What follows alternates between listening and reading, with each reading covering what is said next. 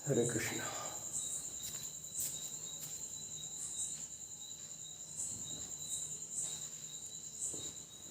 हरि ओम तत्सत।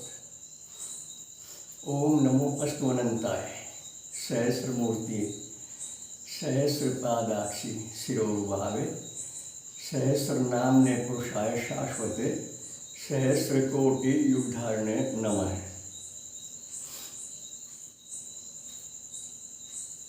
आओ प्यारे जीवात्माओं, प्यारे भाई बहनों, प्यारे प्यारे राजकुमारों राजकुमारियों,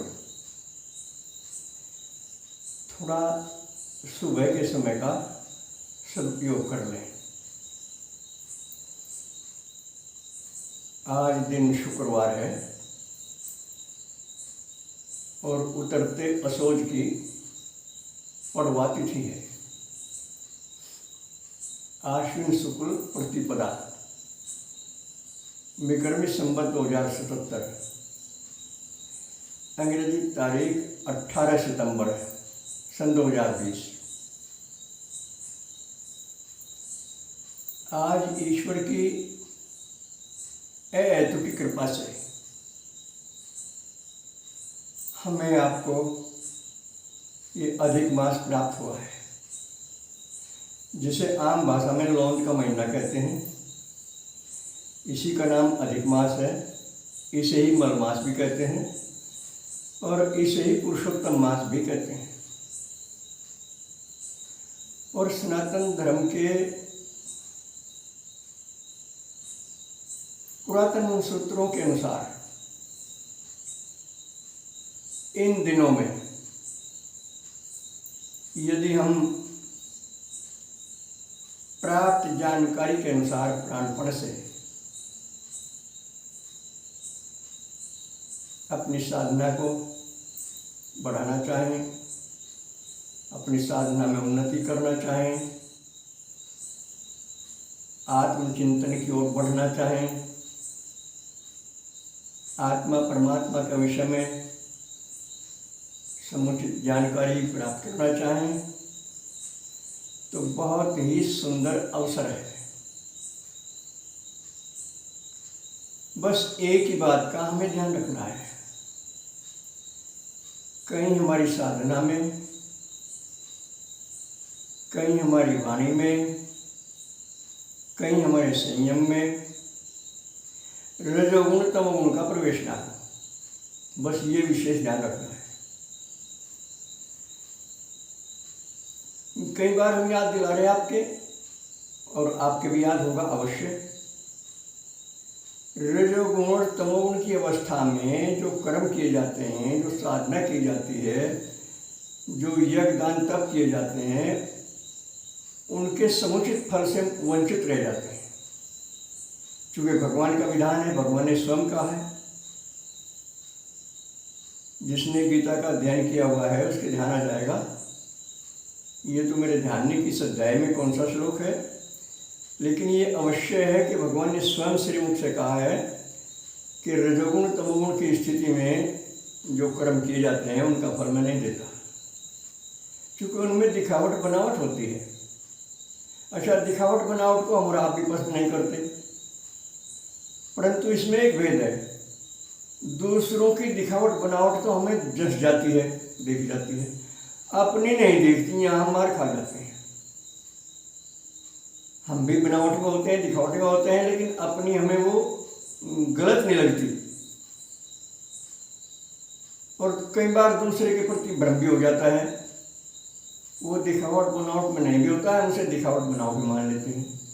तो ये सब भ्रम है। ये भ्रम, संशय आदि व्याधि, चिंता, भय आदि, ये सब कब तक है हमारे पास? जब तक हमें सच्चाई का ज्ञान नहीं होता। और सच्चाई के ज्ञान की क्या पहचान है?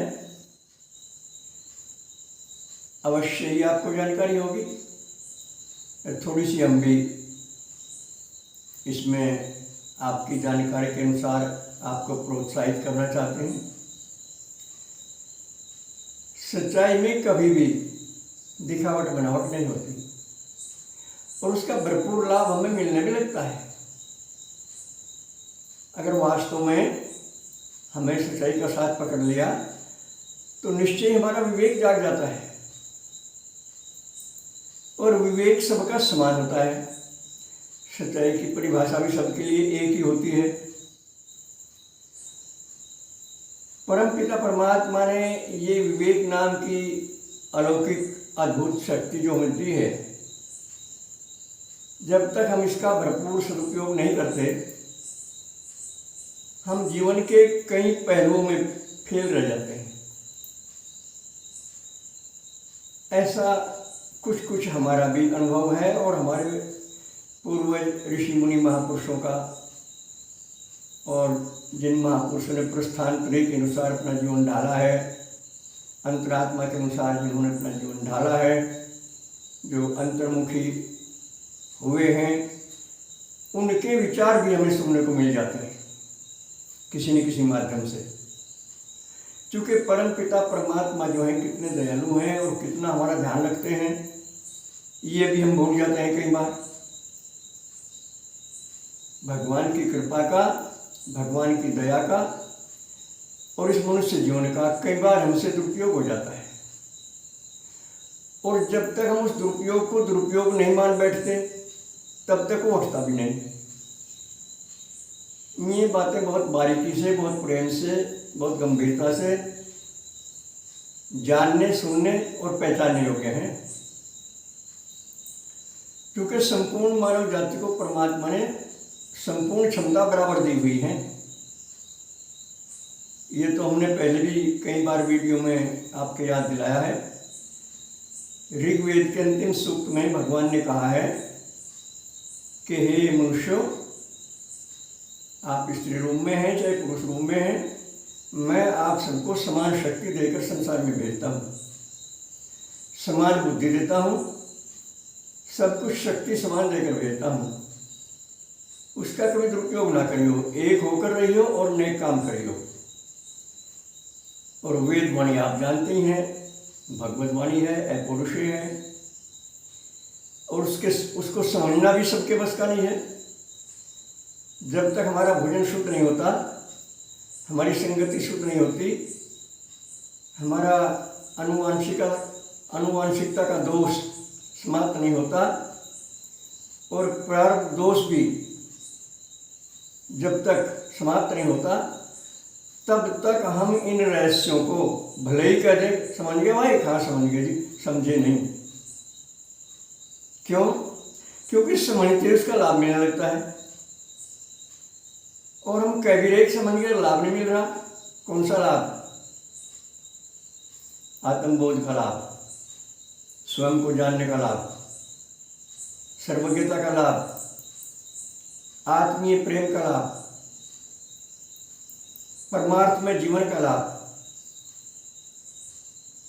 ये हमें कई बार नहीं मिल पाता, और हम शब्द जाल में उलझ जाते हैं। हमारा अपना भी शब्दकोश होता है, और दूसरे महानुभावों के जो शब्दकोश हैं, इनमें हम कई बार उलझ जाते हैं। ये कैसे पता लगता है कि हम उलझे हुए या सुलझे हुए? ये बात बार बार हमारे मन में आनी चाहिए।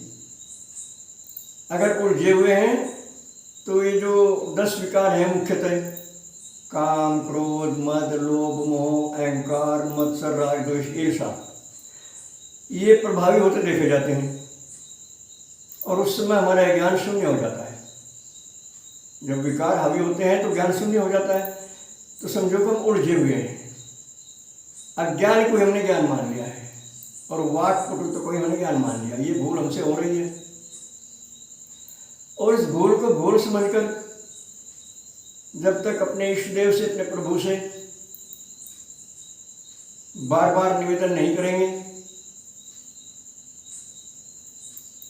इनकी शरणागति स्वीकार नहीं करेंगे, इनको सब किसी में देखने का प्रयास नहीं करेंगे, तब तक ये भावभंगी चलती रहती है। और ये जीवन नहीं, पता नहीं पिछले कितने जीवन बीत गए और आगे कितने जीवन बीत जाएंगे भावभंगी में, नकली ज्ञान को असली ज्ञान समझते हुए। तो इससे हमें बचना है। इसके लिए बहुत सुंदर अवसर आया है, ये अधिक मास का, एक पुरुषोत्तम मास का। अंतर्मुखी होने का ज़्यादा से ज़्यादा अभ्यास करें, और जहाँ जीवन में कोई बाधा है, कुछ समझने में बाधा है, वो अपने अंतर में छुपे प्रभु को निवेदन करें, और बार बार निवेदन करें कि प्रभु अब तो आप प्रकट हो ही जाओ, आप स्वयं अपनी महिमा से प्रकट हो जाओ। मुझ में इतनी योग्यता नहीं है कि मैं आपको प्रकट कर सकूं, मैं तो आपको अब तक पहचान भी नहीं पाया। कह देता हूँ वैसे वाणी से कई बार कि मैं आपकी शरण में हूँ, लेकिन नहीं। जिस दिन आप हमें शरण में स्वीकार कर लेंगे और आपके यहाँ हमारी हाजिरी लग जाएगी, उस दिन तो आमूल चूल परिवर्तन हो जाएगा हमारे दृष्टिकोण में, हमारे जीवन में। इसी घर में, इन्हीं बच्चों में, इसी कारोबार में रहते हुए एक विशेष प्रकार की प्रसन्नता, आंतरिक प्रसन्नता, स्थिर प्रसन्नता, जिसमें परिवर्तन नहीं होता, वो हमें प्राप्त हो जाएगी। और अभी तो हम देखते हैं कई बार, कभी हम खुश होते हैं, कभी नाराज हो जाते हैं, कभी हम ज्ञान चर्चा करते मिलते हैं, और कभी हम इन कथित बुराइयों को प्रयोग करते मिलते हैं। ये 10 प्रकार की बुराई हैं, इनको प्रयोग करते मिलते हैं। तो ये भावभंगी चलती रहती है जीवन भर, और ये भूल जाते हैं कि एक बार ज्ञान होने के बाद फिर अज्ञान की छाया भी नहीं पड़ती हमारे ऊपर। ये जो कभी ज्ञान कभी अज्ञान होता है,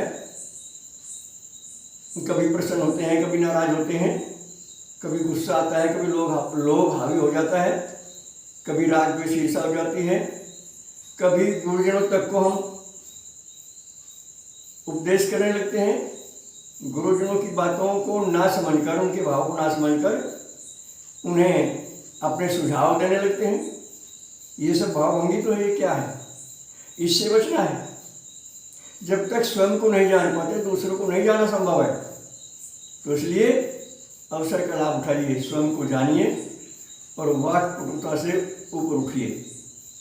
शब्दोच्चारण आवश्यक नहीं हो ज्ञान से भरा हो, वो अज्ञान से भरा हो सकता है हमारा शब्दोच्चारण। तो बस आज इतना ही। आप सबके लिए भगवान से मंगल कामना करते हैं। सर्वे भवन्तु सुखिनः, सर्वे सन्तु निरामया, सर्वे भद्राणि पश्यन्तु, मा कश्चित् दुर्भाग् भवेत्। हरि ओम तत्सत्। फोन नंबर आप हमारे जान गए होंगे, लेकिन नए दर्शकों के लिए हमें रोजाना बताना चाहिए, इसलिए हमारे फ़ोन नंबर हैं 75 00 39 75 35 और 96 900 54 725। हम आप सभी YouTube के दर्शकों को, इन वीडियो के दर्शकों को सादर आमंत्रित करते हैं फ़ोन पर चर्चा करने की। पता नहीं आपको क्या संकोच हो रहा है।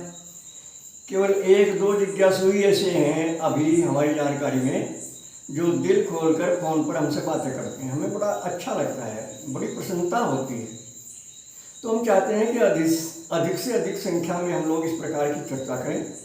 जब भी आपके पास समय हो, सूर्योदय से सूर्यास्त तक निसंकोच आप फ़ोन से संपर्क करें, हमें बड़ी प्रसन्नता होगी।